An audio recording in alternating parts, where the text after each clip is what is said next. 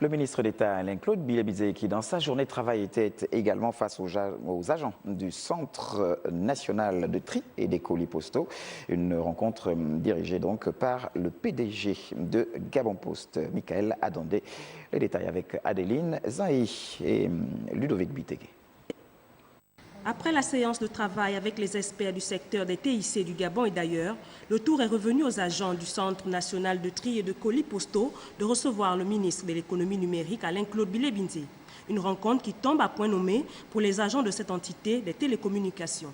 De vous recevoir ici au Centre national de tri, site devenu à la faveur des réformes entreprises depuis quelques mois le siège des principaux services centraux de la Poste SA, réorganisé à l'issue des dissolutions anticipées de 4 filiales sur les 5 que comptait le groupe La Poste.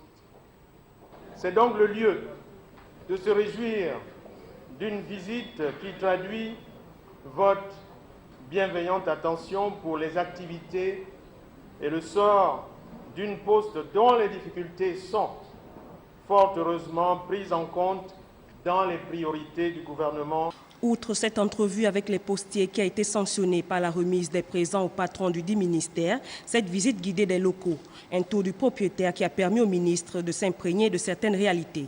La situation de la Poste a commencé bien avant l'arrivée de l'actuel gouvernement. Il s'agira d'accélérer et de faire en sorte de prendre rapidement des décisions. Ceci est fondamental pour au moins 3 raisons. La première, c'est que la Poste aujourd'hui, c'est plus de 200 000 clients, même autour de 250 000 clients. C'est important de le rappeler. La Poste est également un réseau le plus implanté du pays actuellement, plus de 53 bureaux, et c'est très important de le rappeler. La Poste, c'est un lien social qu'il ne faut pas du tout rompre. La Poste, c'est également apporter les services financiers aux Gabonais de l'arrière-pays. Au moment où le gouvernement Issou Zengondé entend régler un certain nombre de problèmes que connaît notre pays dans les meilleurs délais, ceux de l'économie numérique devraient figurer en bonne place au regard des difficultés dont ce secteur fait face.